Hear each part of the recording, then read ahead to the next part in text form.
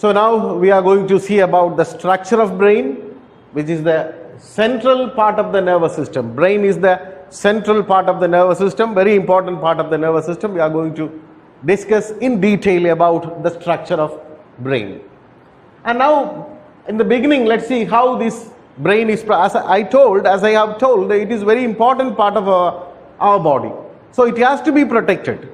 So how it is protected? It is well protected by means of a bony cranium, very hard skull, protected by a bony cranium. It is also protected by a three-layered membrane. Three layers are there. That membrane is called meninges. Okay. So how is brain protected? The brain is protected by means of a bony cranium or a skull, hard skull. Here you can see in this picture, hard skull. The brain, it is also protected by a three-layered. There are three layers, which is called, that layer is called meninges.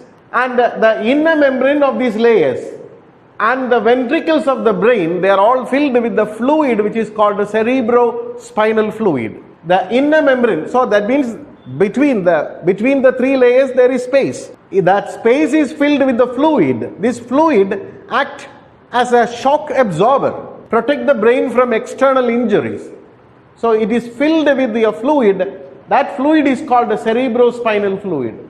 The cerebrospinal fluid is not only seen there in between these layers, it is also seen in the ventricles of the brain. Ventricles means, we will study about there are some spaces in between the brain. That spaces are also filled with the fluid, that is cerebrospinal fluid, which we in short we call CSF, cerebrospinal fluid or CSF. It is formed from the blood. This cerebrospinal fluid is formed from the blood and is reabsorbed back into the blood. It is formed from the blood and go back again into the blood. So how is brain protected? If they ask a question, you can say it is protected by means of a very hard skull or a bony cranium, a three-layered membrane called meninges, and the space between these layers are filled with the fluid which is called CSF or cerebrospinal fluid, which act as a shock absorber, protect the brain from the external injuries.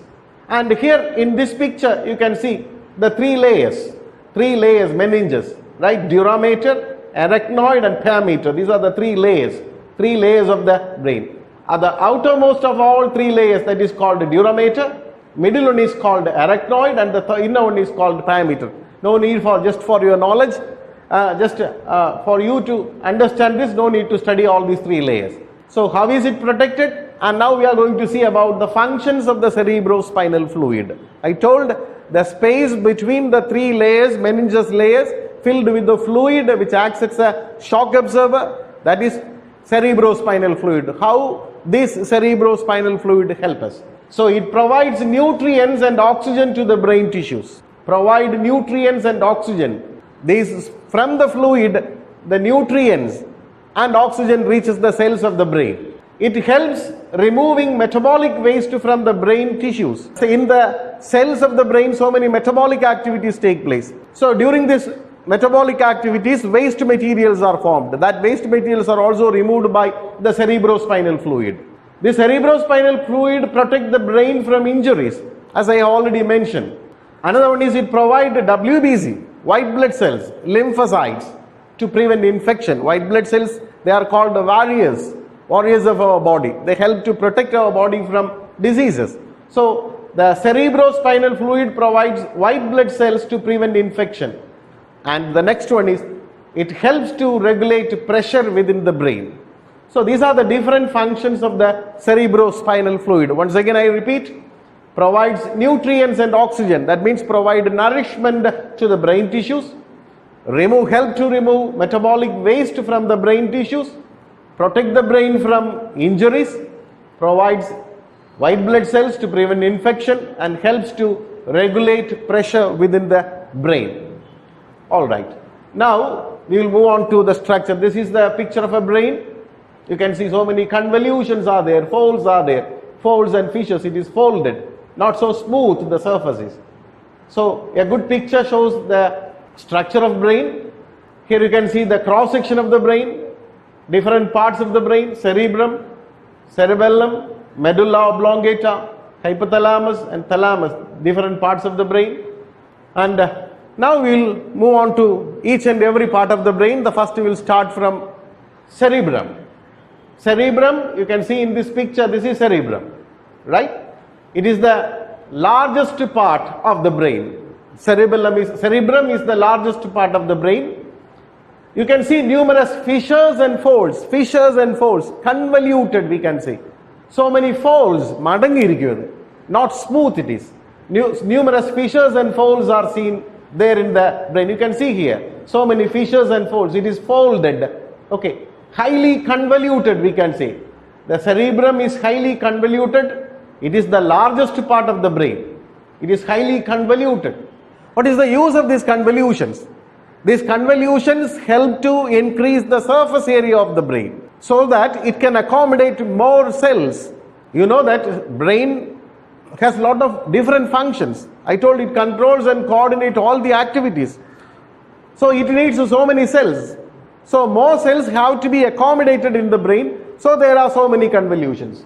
So the convolutions, what is the use of the folds and fissures, or what is the use of the convolution? These convolutions increases the surface area of the cerebrum so that it accommodates more nerve cells. More nerve cell means because it has more functions. So it needs more nerve cells. So these convolutions help to accommodate more nerve cells. And the grey colored outer part of the cerebrum is called cortex. The outer part of the brain, it is grey in color, and that part is called cortex. Why it is grey in color? Because it is made up of neurons which do not have myelin sheath. You know that myelin sheath is white in color. Myelin sheath has a shiny white color, we have studied. So there is the neurons present in the cerebrum, the outer part of the cerebrum, they do not have myelin sheath, so they are grey in color. So outer part of the cerebrum is cortex, and due to the absence of the myelin sheath, it is called grey matter, in grey in color. And the inner part of the cerebrum is white in color because it is made up of neurons which have myelin sheath. Inner part is white in color because it is made up of neurons which have myelin sheath. Myelin sheath is white in color, and so it is called white matter. So the white colored inner part of the cerebrum is called medulla, which is also known as white matter. White colored inner part of the cerebrum is called medulla. Nerve fibers covered with the white colored myelin are seen in this part, and so it is called white matter. And what is the function of the cerebrum? It is the largest part, and what is its function? It is the center of qualities like intelligence, memory, thought, imagination. For the examination they usually ask function of the part. They will give different parts and they will give the functions. They will ask you to arrange them in order or in a table. They will give, very important it is. So it is the center, cerebrum is the center of qualities like intelligence, memory, thought and imagination. It helps to evoke sensations. So that is about cerebrum, the largest part of the brain, cerebrum. This cerebrum, it is split into two halves. The two hemispheres. One is right and left hemisphere. Two right and left hemispheres are there, right? And it is connected by means of a part which is called the corpus callosum. No need for you to study this one, corpus callosum. So two hemispheres of cerebrum, the largest part with so many convolutions. In this picture you can see this part is cerebrum. Cerebrum, it is having so many convolutions, the largest part. The next one what we are going to study is cerebellum. It is the cerebellum. This is medulla oblongata. We will proceed on to the next one. Here you will see the part cerebellum. Here you can see the cross section of the cerebellum. It is the second largest part of the brain. Cerebellum is the second largest part of the brain. Here also you can see so many fissures and grooves, not smooth. Okay, so many fissures and grooves are there. You can see the grooves here. Fissures and grooves are there. And it is seen behind the cerebrum, just behind the cerebrum, cerebellum. This also has got two lobes like cerebrum.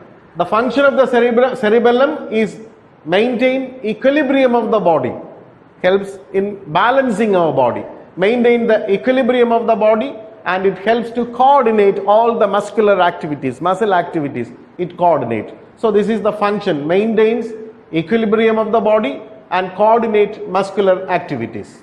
That is about cerebellum. The next one is thalamus, right? It is seen below the cerebrum. This is cerebrum. Here you can see. Here you can see thalamus. This part is called the thalamus. So it is seen below the thalamus. And the main function of the thalamus is acts as a relay station of impulses to and from the cerebrum. What do you mean by relay station? Because all the impulses from different parts of the body carried by the nerves, before reaching the cerebrum, it goes to thalamus. Thalamus analyze it. From thalamus, it is sent to different parts of the cerebrum. That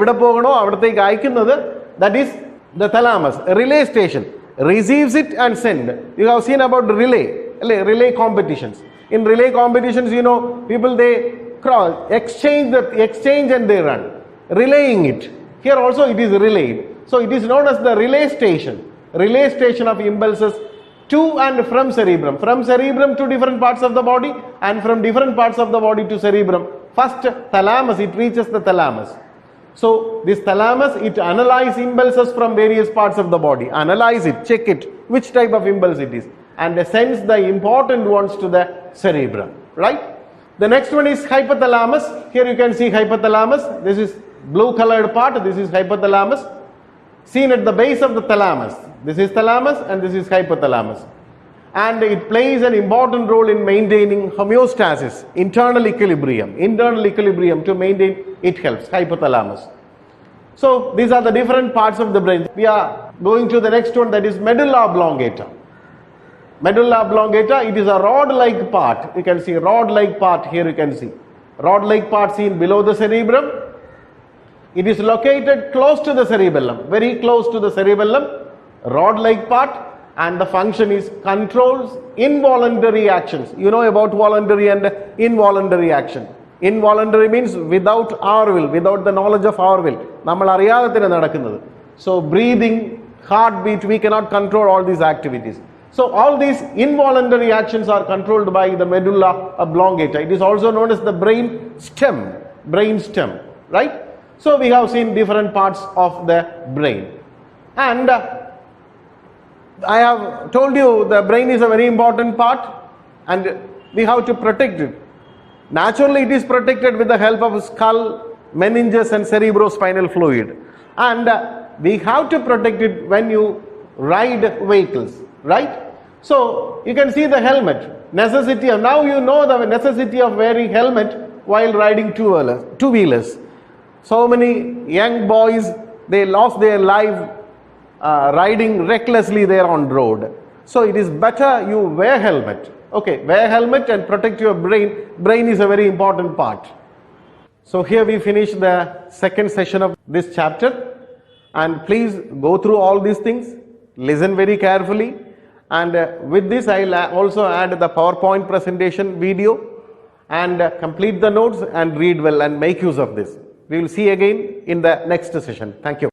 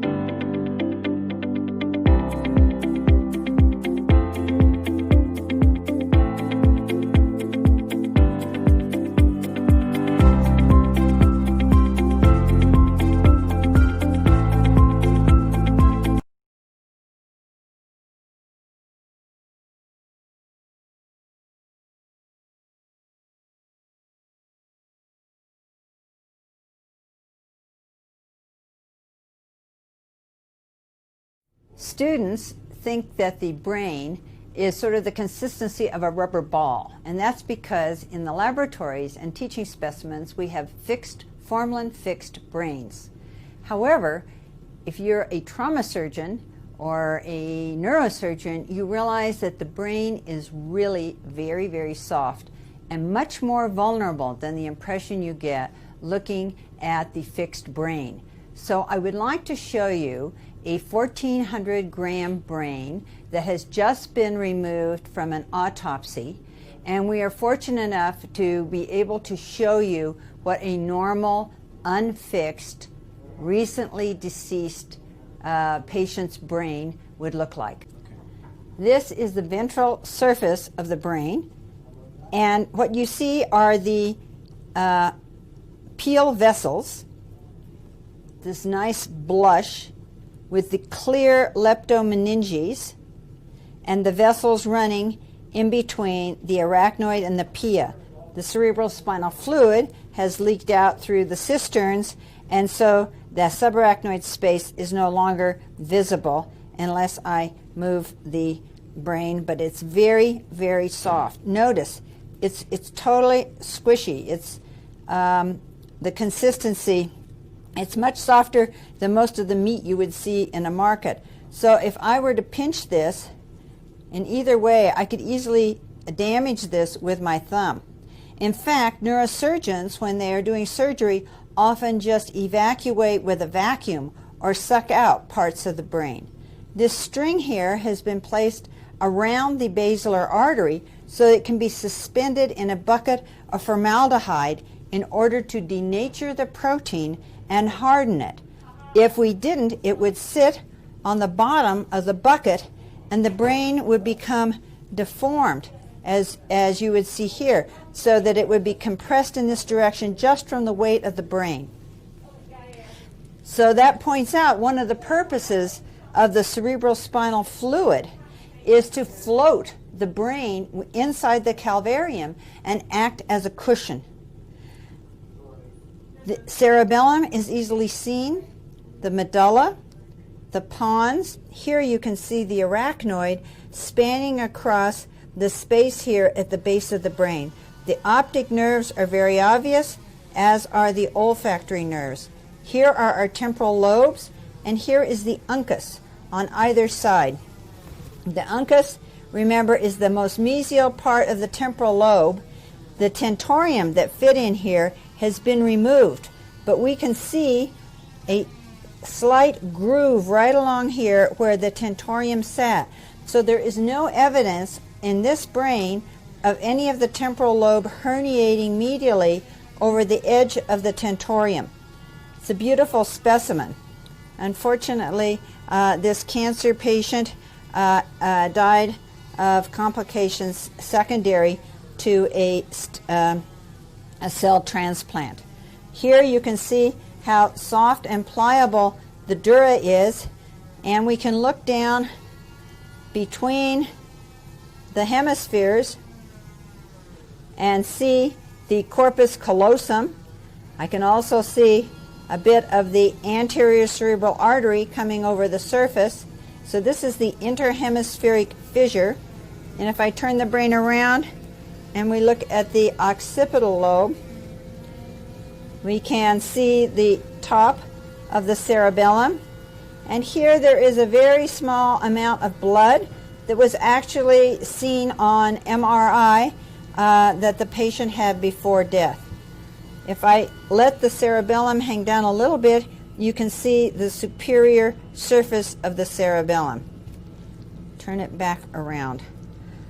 So our very delicate and vulnerable brain, with its two vertebral arteries on the medulla, its basilar artery on the pons, it's branching to the posterior cerebral artery right here where you have the cerebral peduncle, and here we have the space here is the interpeduncular cistern, and we can see the two mammillary bodies. The pituitary gland stayed within the body, and here you can see the base of the brain with the optic nerve, the chiasm, and the tract.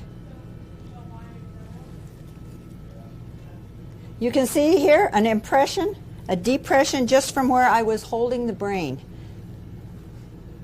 Just from holding it that small amount of time, the depression from my finger is clearly visible. Think how vulnerable the brain is, then think how narrow and small the spinal cord is, and what a devastating consequence just a quick subluxation of the vertebra or a herniation of the disc can cause to the delicate spinal cord, which is about the width of one of these gyri. These gyri are nice. There's no big space between them, but neither does it look particularly swollen for a patient of this age.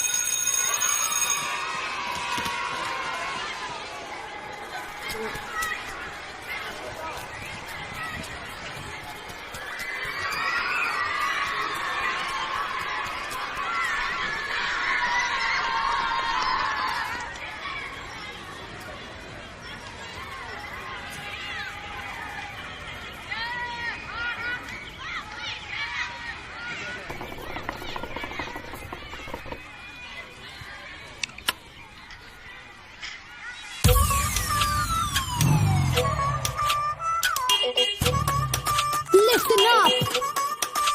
Yo, we got something to say. तैयार हो आप? Let's go! Okay, know you wanna leave. Bike ready, हाथों में keys. But we got a message to spread. Is there something missing on my head? We are the bike together, and I love this time together. Gotta be sure when we ride together. Ride safe, so we ride forever.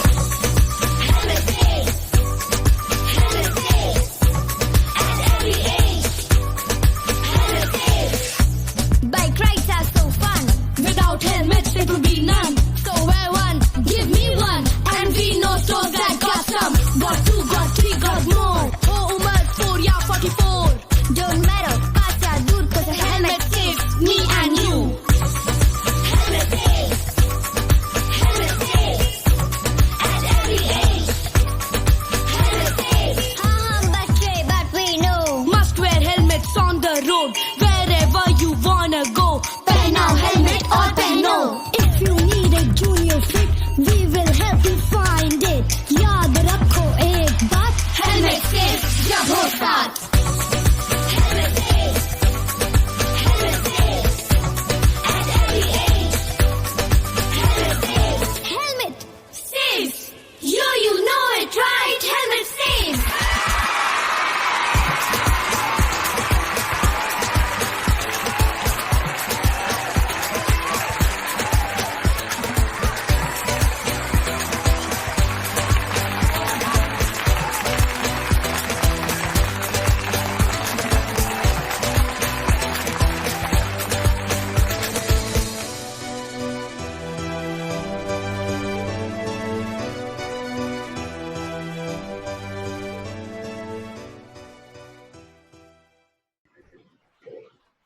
Hi guys, welcome to the next session of biology classes.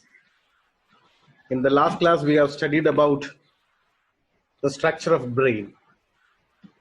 We have seen different parts of the brain and their function.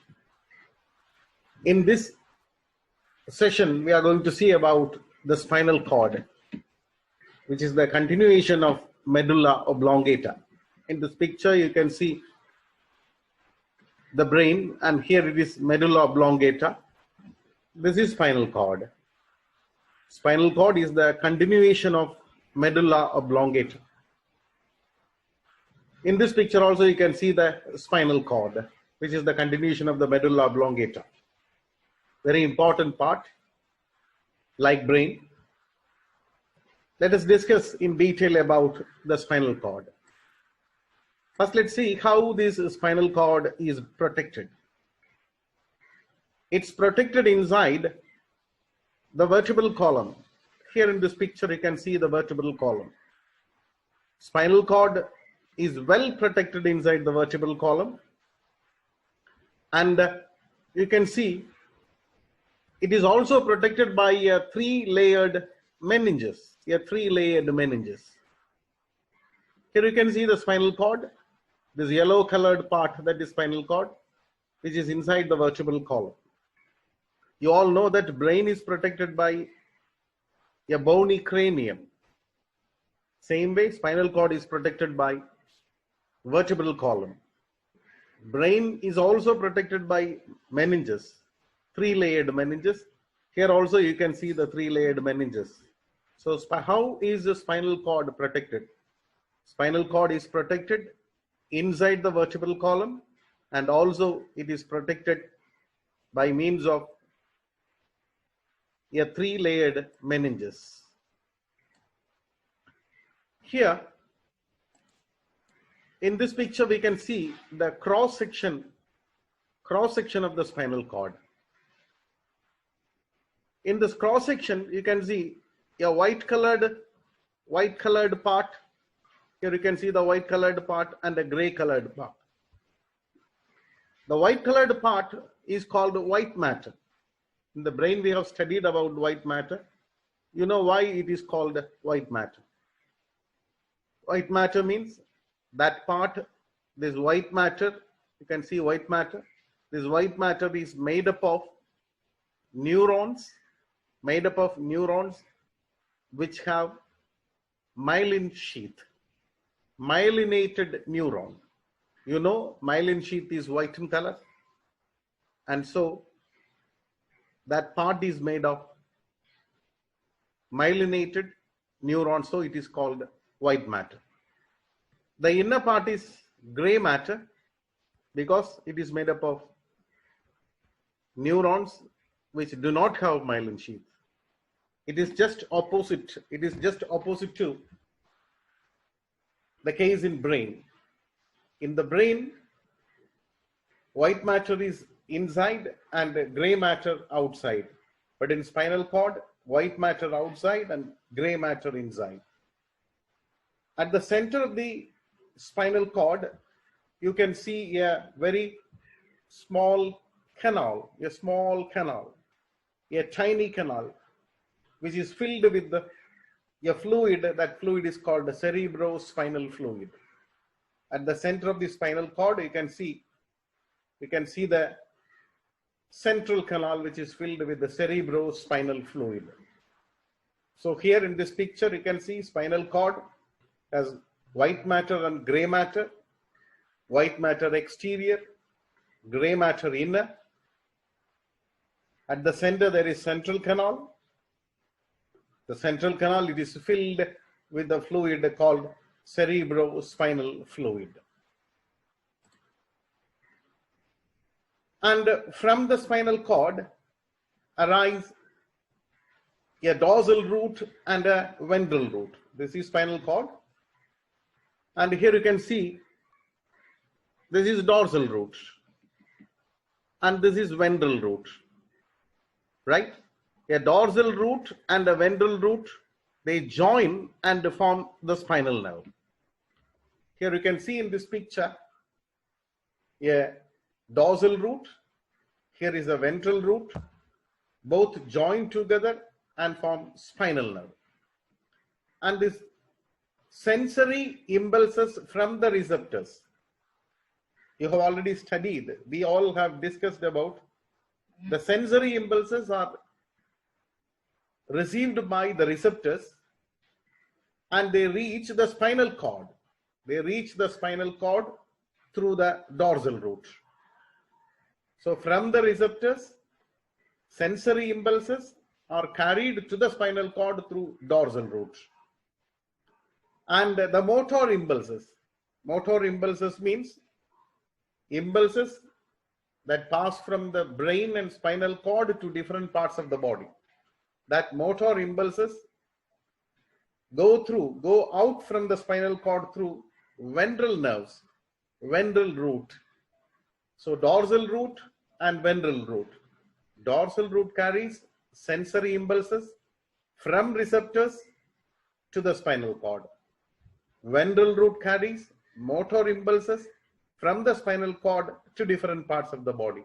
Both these nerves combine together, join together and form spinal nerve. So it is very clear, I think. Dorsal root, ventral root join together and form spinal nerve. So spinal nerve is an example for mixed nerve. It has both sensory nerves and motor nerves. So this is about spinal cord. In this picture also you can see the central canal, white matter, gray matter, dorsal root, ventral root, spinal nerve. And for the examination, sometimes they give you the diagram and ask you to label the parts. So here, please remember the white matter, gray matter, dorsal root, ventral root, spinal nerve and central canal, which is filled with a fluid that is called cerebrospinal fluid.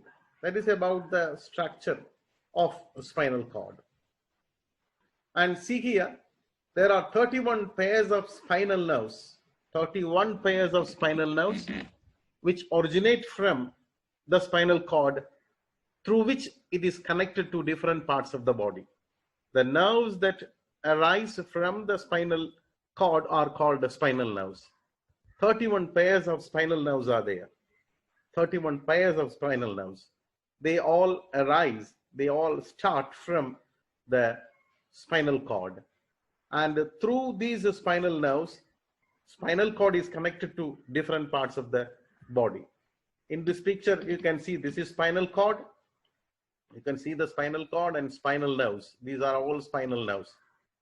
These spinal nerves help to connect different parts of the body to the spinal cord. In this picture, you can see the vertebral column. This is vertebral column where the spinal cord is protected.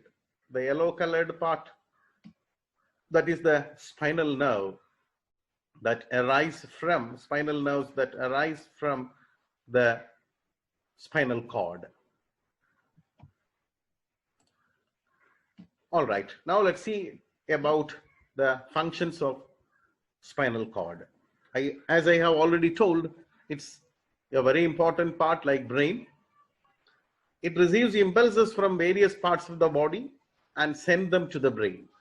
Spinal cord receives impulses from various parts of the body and send them to the brain. So impulses from, sensory impulses from different parts of the body, sensory impulses from different parts of the body received by receptors, and they are carried to the spinal cord.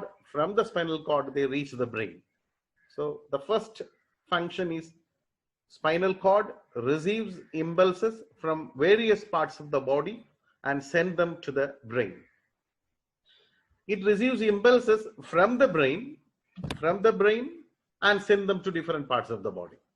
So from different parts of the body, they receive sensory impulses and give it to the brain. Second one is they receive impulses from the brain and send them to different parts of the body. And they coordinate, the spinal cord coordinate repeated movements during walking, running, etc. You know, when you walk, unknowingly what we do means one leg, we take one step and next step it goes on like that. It is not a voluntary action, involuntary. This movement, repeated movement, it is coordinated by the spinal cord, right? And also it coordinates reflex actions. We are going to discuss about reflex action in the next part of this session. So once again, the functions of spinal cord, it receives impulses from various parts of the body and send them to the brain. From different parts, impulses reach spinal cord. From the spinal cord, it goes to the brain. Then from the brain, it receives impulses and send them to different parts. Then it coordinates the repeated movements during walking and running. and also it coordinates reflex actions, sudden actions, reflex actions. These are the functions of the spinal cord.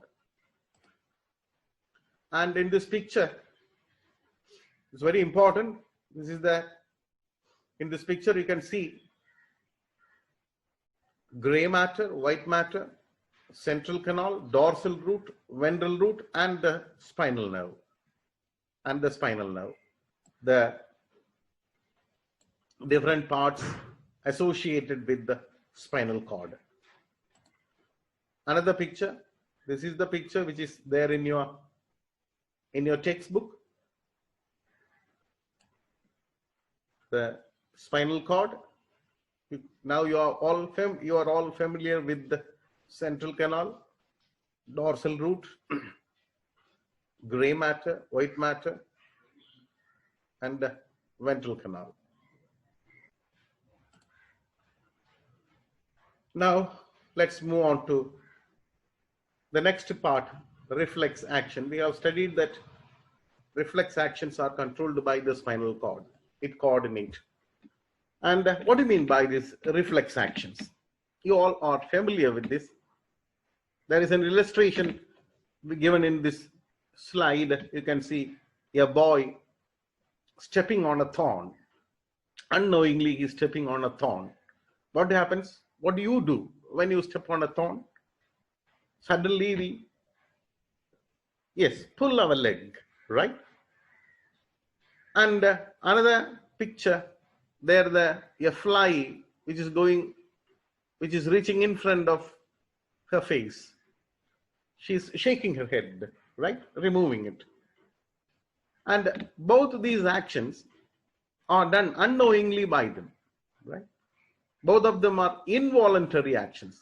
Involuntary, accidental, unknowingly, accidental, involuntary. So when you touch a hot pot, suddenly what do? You pull your hand. Suddenly you pull your hand, right? All these are accidental, involuntary. Without our knowledge, we do it. Involuntary response. So the involuntary response towards stimuli, they are called reflex actions. They are called reflex actions. The accidental and involuntary responses towards stimuli are called reflex actions. Hope you understand. Accidentally it happening, not voluntary. You know the difference between voluntary and involuntary.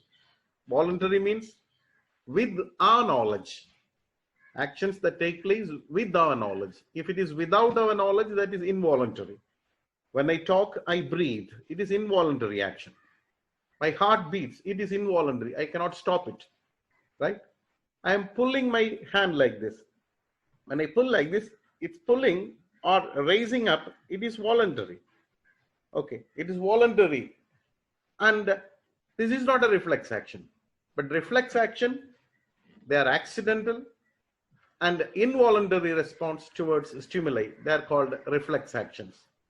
And these actions, what they do means they do not happen consciously.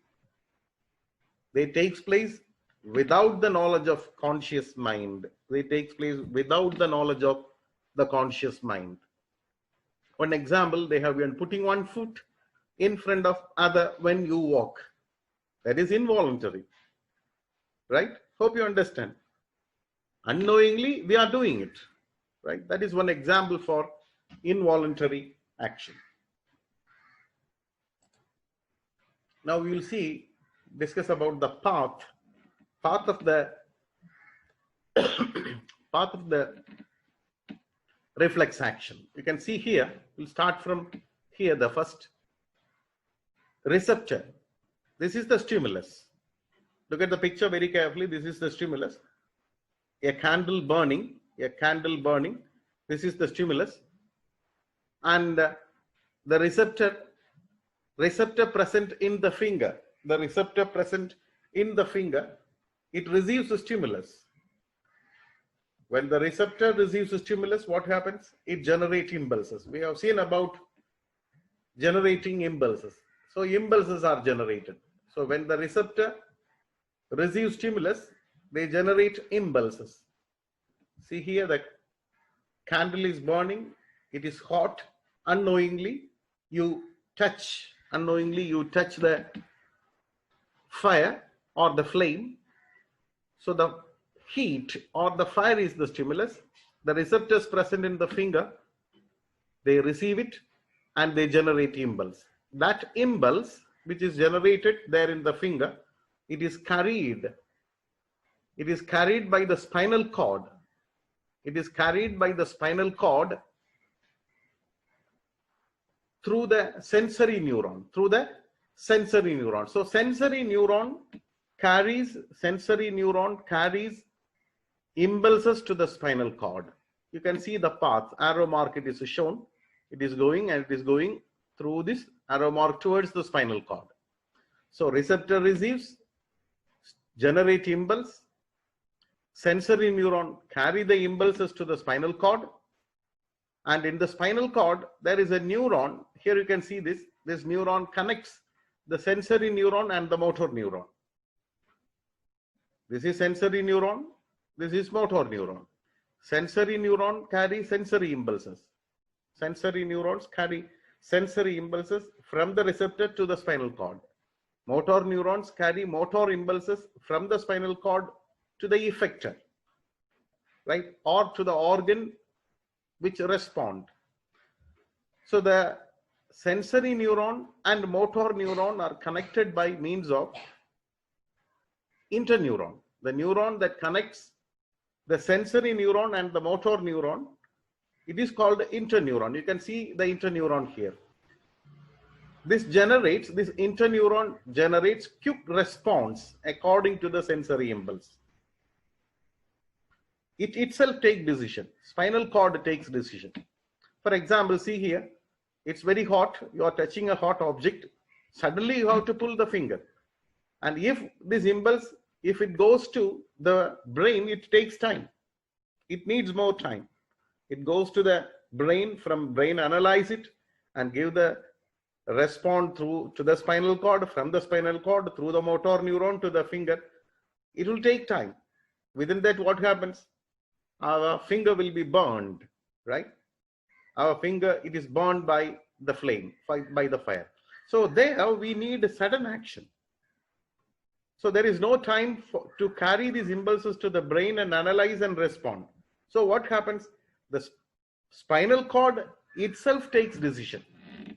The spinal cord itself takes decision and it gives the impulses. It responds, and through the motor neuron, you can see this is motor neuron. It carries information from the spinal cord to the related muscle, and we are pulling the finger. The related muscle, this muscle withdraws the hand by the action of the muscles. So related muscle. So this organ which respond, we can call this as effector. Effector and receptor. Receptor receives stimulus. Effector is the organ that respond. Here the finger, it is pulled up. For pulling, the muscles have to work. That message is given by the spinal cord through the motor neuron. All right, is that clear? So here, spinal cord takes decision. You all should remember that spinal cord takes decision because the decision has to be taken in emergency. It is very urgent. So there is no time to carry this impulse, carry this message to the brain, analyze and taking the respond to the effector. So spinal cord takes the decision and it makes the organ to respond. So here the different parts that involved in reflex action: receptor, which receives stimulus and generate impulses; sensory neuron carries impulses from the receptor to the spinal cord; interneuron that connects the sensory neuron and motor neuron, generates quick response according to the sensory impulse; motor neuron carries the information from the spinal cord to the related muscles. Muscles pulls and help to withdraw the hand by the action of the muscles. So this is about reflex action. And what is reflex arc? The path of the reflex action, the way in which the reflex action moves, That is called a reflex arc. So here the stimulus, this flow chart explains you well about reflex arc. Stimulus, receptor, sensory neuron, interneuron, motor neuron, and effector. Stimulus is received by receptor, carried by sensory neuron to the spinal cord. Interneuron helps to give response. This response is carried by motor neuron, reach the effector, that is the related muscle. Now, what is this reflex arc? As I have already mentioned, reflex arc, it is the pathway of impulses in the reflex action. Pathway, where it moves. The pathway of the impulses in the reflex action is called reflex arc. You are all very familiar. So it starts from where? It starts from the receptor, sensory neuron, interneuron, motor neuron, and effector. That is reflex arc. The pathway of impulses in the reflex action is called reflex arc. See, most of the reflex actions, as I told, most of the reflex actions are controlled by spinal cord because they need very urgent response, right? Response is very urgently needed. So there is no time to carry it to the brain and from there analyzing and responding. So spinal cord itself is taking decision. So most of the reflex actions are controlled by the spinal cord, and so they are called the spinal reflexes. The reflex actions that are controlled by spinal cord are called spinal reflex. For example, when you step on a thorn or when you step on a stone, you pull your leg. That is spinal reflex action. Example for spinal reflex. And when you touch a hot object, you pull your finger. That is spinal reflex because it is controlled by spinal cord. There are some reflex actions which are not controlled by spinal cord. For example, just think, at night or in dark, suddenly someone is showing the bright light into your eyes. What do? You blink your eyes, right? That actions are controlled by our cerebrum, brain. Cerebrum controls it. So that actions are called cerebral reflexes. So reflex actions that are controlled by cerebrum are called cerebral reflexes, and the reflex actions that are controlled by spinal cord are called spinal reflexes. For the examinations, they may ask questions. Examples for spinal reflex and cerebral reflex. Blinking of eyes when light unexpectedly strikes the eyes. Blinking of eyes when light unexpectedly strikes the eyes.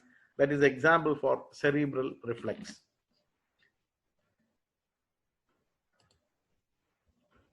Now, let's see the effect of reflex action and alcohol. We have studied about neurotransmitter. Do you remember? Acetylcholine. It is an example for neurotransmitter.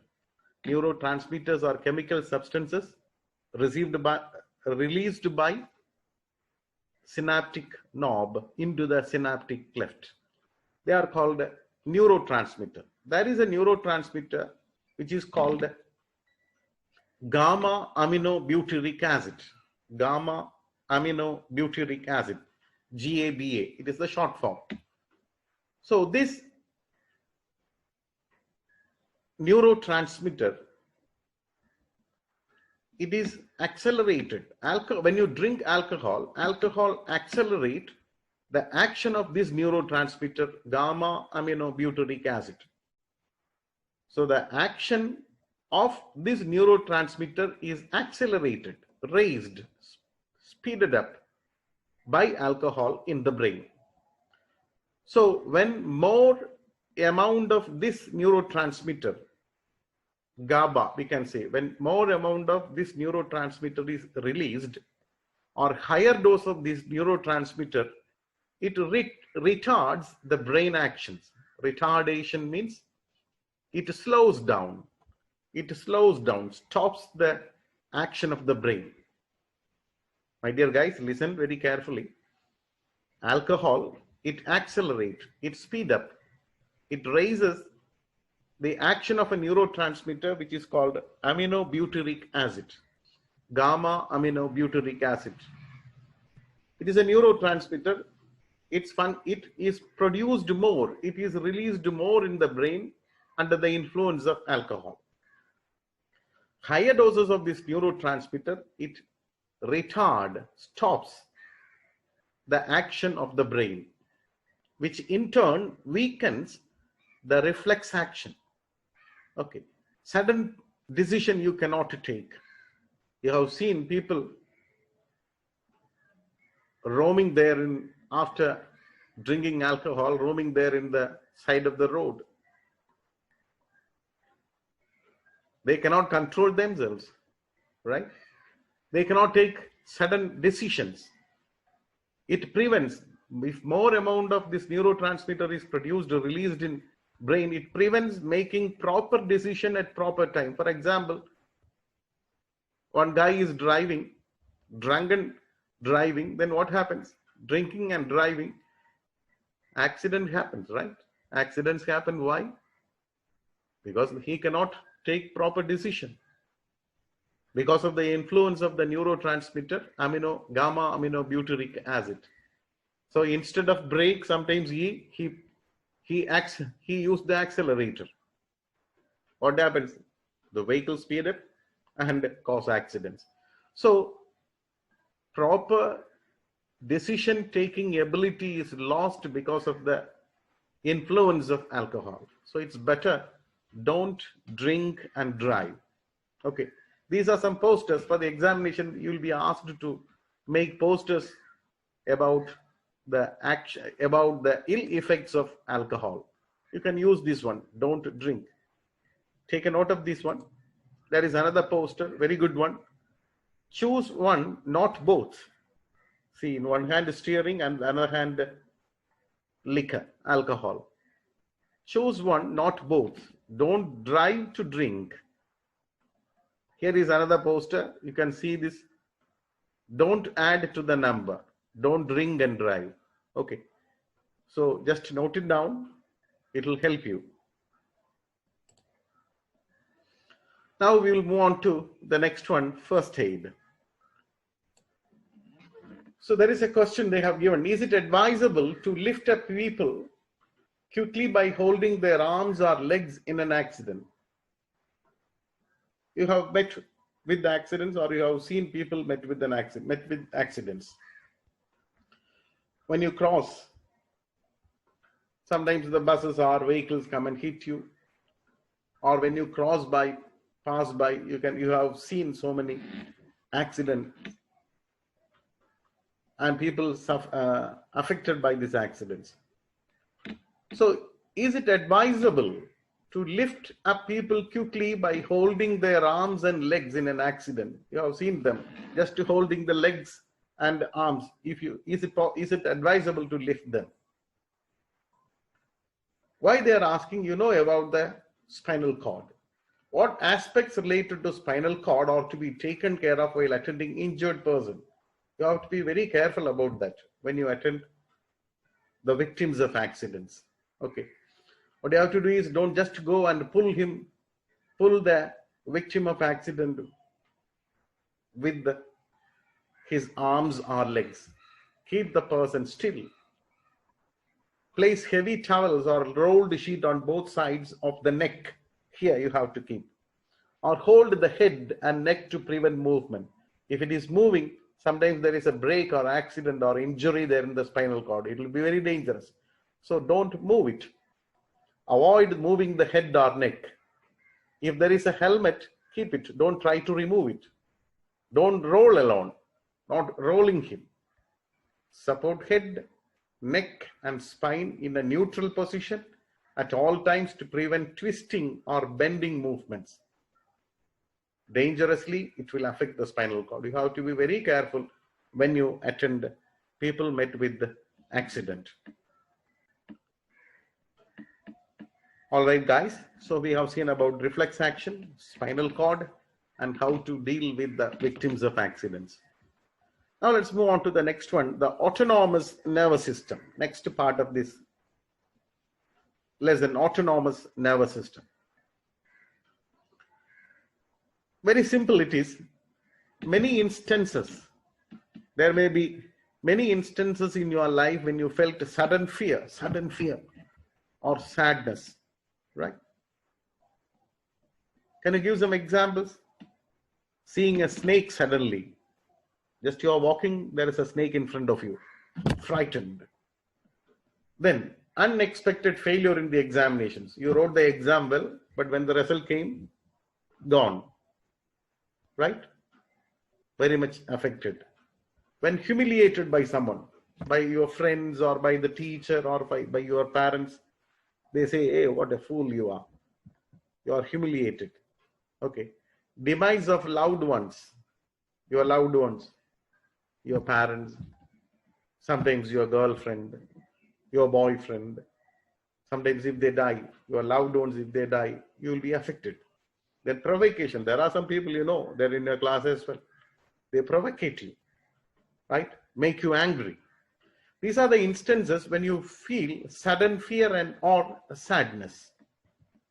And during this time, during such situations, during sudden sadness, when you are scared or when you are feeling sadness, when you get angry, during such situations, emergency situations, so many changes take place in our life, in our body.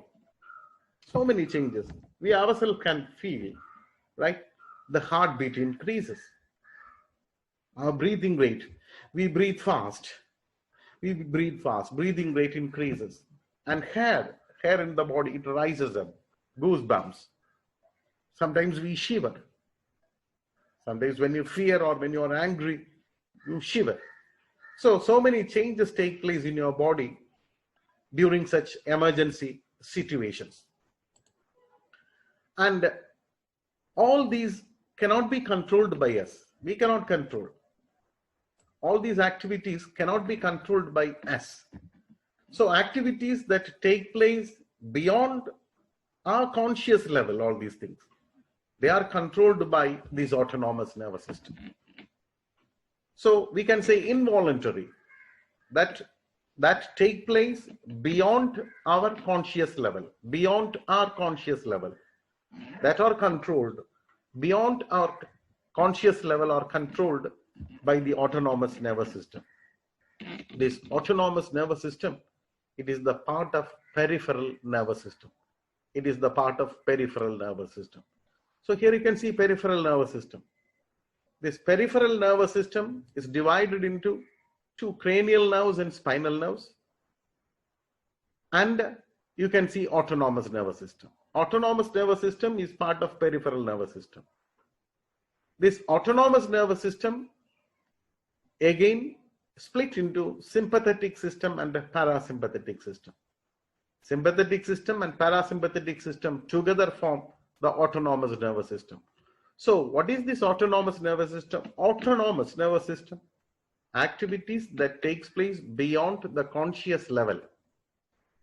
Beyond the conscious level, they are controlled by autonomous nervous system, and this autonomous nervous system is the part of peripheral nervous system, right? So the nervous system divided into central nervous system and peripheral nervous system. Central nervous system and peripheral nervous system. Peripheral nervous system, cranial nerves and spinal nerves, and autonomous nervous system. Autonomous nervous system is divided into sympathetic and parasympathetic nervous system. Sympathetic and parasympathetic nervous system. Central nervous system has brain and spinal cord.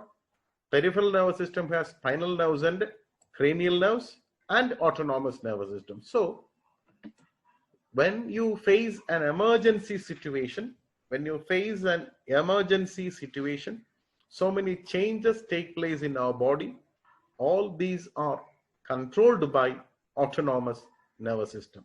All these activities, changes that takes place in our body when you face an emergency situation, that are controlled by autonomous nervous system. which is the part of peripheral nervous system. Autonomous nervous system is divided into sympathetic and parasympathetic nervous system. And the sympathetic nervous system, what is that? Sympathetic nervous system, it is formed by chain of ganglia on either side of the vertebral column. On either side of the vertebral column, there are a chain of ganglia there. What do you mean by chain of ganglia? You can see a swollen part. In this picture, you can see a swollen part. That is called the ganglia. So sympathetic nervous system is nervous system formed by the chain of ganglia on either side of the vertebral column and associated nerves. Vertebral column on either side, there are chain of ganglions. What is ganglion? A cluster of cell bodies found in certain nerves. This is a nerve. This is a nerve, a swollen part, tiny globular swelling. That is called a ganglia. The parasympathetic nervous system is formed by the nerves arising from ganglia of the brain sorry, and the posterior part of the spinal cord. Nerves arising from the ganglia of the brain and posterior part of the spinal cord. The pictures, in this picture you can see very clearly. Just have a look at this. Sympathetic. These are all ganglions. This is spinal cord. Ganglions from here. These are all sympathetic nervous system from here, this part. Parasympathetic, brain, nerves arising from the brain and the posterior part of the spinal cord. Posterior part of the spinal cord. That is parasympathetic. So sympathetic, parasympathetic, part of autonomous nervous system. In this picture, in your textbook, it is there. In the picture, you can see what are the functions of, what are the activities that are controlled by sympathetic nervous system, what are the activities that are controlled by parasympathetic nervous system. Sympathetic, the pupil in the eye dilates. Pupil in the eye dilates. Dilation of the pupil in the eye controlled by sympathetic nervous system. Just opposite, the pupil in the eye contracts. Production of saliva increases, production of saliva decreases and increases. Trachea expands, trachea contracts. Heartbeat increases, heartbeat becomes normal. Don't write, heartbeat decreases. Gastric activities slow down, gastric activities become normal. Glycogen is converted to glucose, glucose is converted to glycogen. Like this, some activities are controlled by sympathetic nervous system and some activities are controlled by parasympathetic nervous system. Both together form autonomous nervous system. This table shows you clearly about the actions of sympathetic and parasympathetic nervous system. Please note down this in your science diary. Write this in your notebook. Very important. This table, please copy it down in your notebook. Now we are going to discuss about a very important part of this one. Last but not least, the diseases that affect the nervous system. Nervous disorders. In each and every question papers, you can see a question related to this. I have never seen a question paper without these diseases: Alzheimer's, Parkinson's, and epilepsy. These are the nervous disorders. Okay, so we'll start with first Alzheimer's. Alzheimer's disease, you have heard about that. A very famous film of Mohanlal. It is there, Alzheimer's disease. Maravi Rogam in Malayalam they say. So what is the reason for this disease?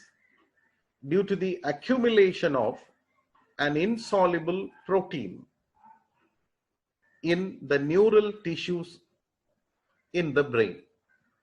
Accumulation of an insoluble protein. Insoluble means which does not dissolve.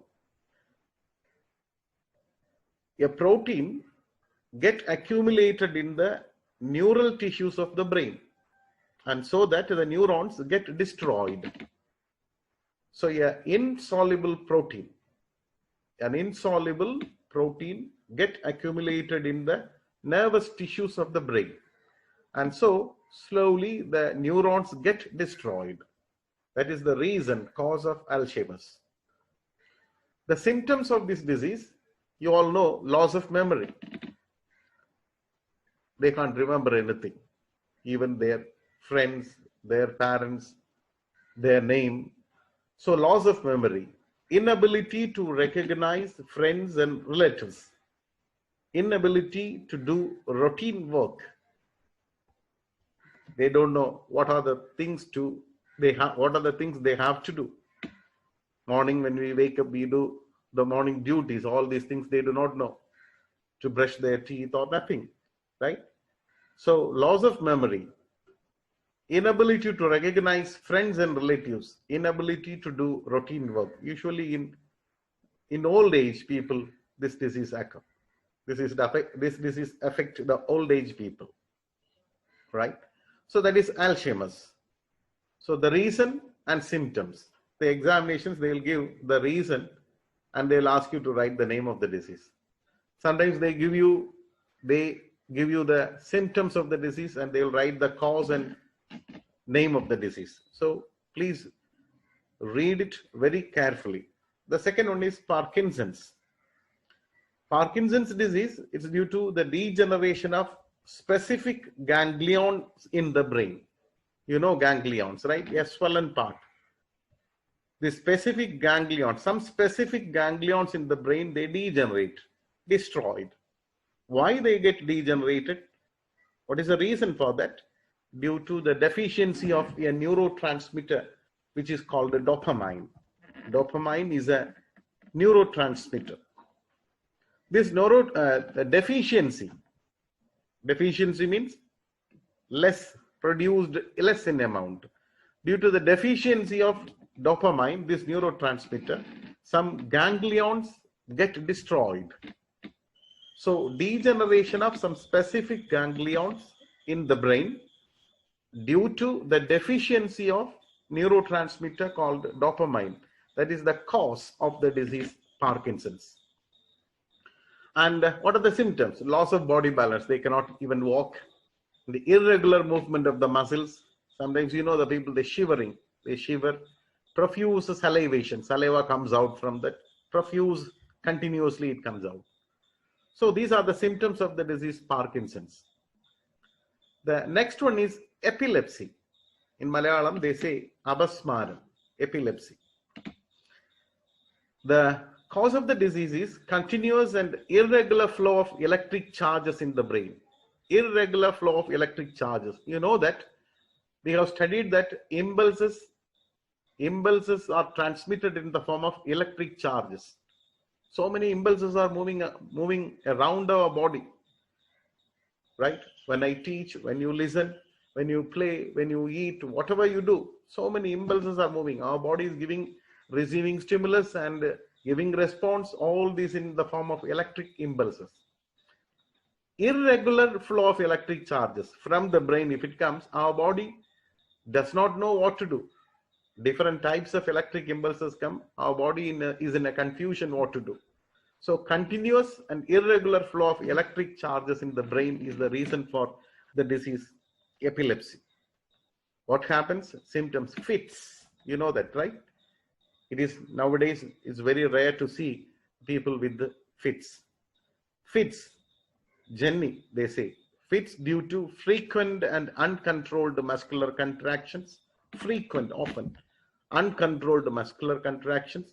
Frothy discharge from the mouth. Malayalam, they say nurayum padayum. Frothy discharge from the mouth. Then clenching of the teeth.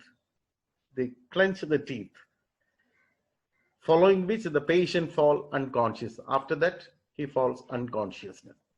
So these are the symptoms of the disease epilepsy. So 3 diseases, their cause and symptoms: Alzheimer's, Parkinson's, epilepsy. Okay, so quite important about this is a report about Alzheimer's disease. I told that Alzheimer's is caused by the accumulation of insoluble protein in the neural tissues. And the reason for it is also because of a bacteria, Salmonella bacteria, is the brain it causes the protein, accumulation of protein called beta amyloid. So it is about Alzheimer's, a report from the Hindu. No need, just for further reference, if you have time, just to go through it.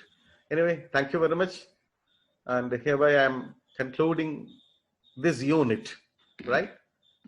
Next time when we meet, we will be having a test paper. So please complete the notes, draw the diagram of spinal cord. In this unit, we have to draw 3 diagrams: structure of brain, the neuron, and spinal cord. Label the parts, very important. Then the diseases, reflex actions, reflex arc, sympathetic and parasympathetic nervous system.